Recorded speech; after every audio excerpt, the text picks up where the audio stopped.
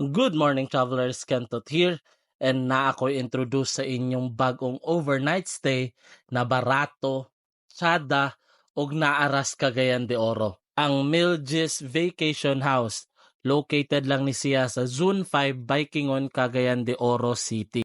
Yes, naara ni sa CDO, and if gusto mo mulayo sa kasaba o polusyon sa syudad na dili na mo biyahe og pila ka oras, pwede gikaayo mo dinhi kay ma-feel gyud ninyo ang cold breeze sa nature ug ang kalinaw sa palibot. For only 4,000 pesos overnight stay na siya, good for 10 person and maximum of 15. Additional na tag 150 per pax for extra person. Overnight stay nila is 2 p.m. to 12 noon. And naapod sila day use na 8 a.m. to 5 p.m. for only 5,000 pesos, good for 40 person. If below 40 packs mo, pwede ra mo direct sa ilang official page kay naa sila special rates ana and barato ra gyapon kaayo. And para mas ma-feel ninyo, ako mo i-tour sa sulod. So pag sulod nimo, naa siya duha ka houses, ang main house ug ang gazebo. And makita gid ninyo sa parking palang daan, luag jud kaayo ang palibot. Na imagine for only 4,000 pesos, ma-exclusive na nimo ni. So mao ni ilang gazebo, fully furnished, as in kompleto na. So kumuanhi mo din ingredients na lang gid inyong dalon sa pagluto.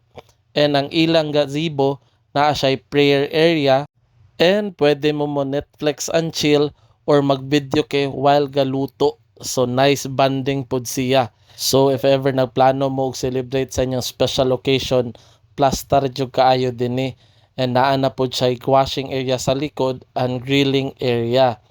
Makita man gid ninyo sa video na unsa kaluag ang palibot. So gasibo pa lang to akong ipakita og ang outside area. Karon ipakita na ako sa inyo kung unsa ang naa sa sulod sa main house.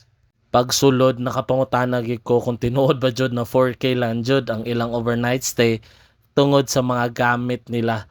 Kay grabe jud katsada ang mga butang na ilang ipagamit sa mga magstay dinhi. Actually, ang plano unta danin nila is ila raning rest house pero ila siya gi-open sa public.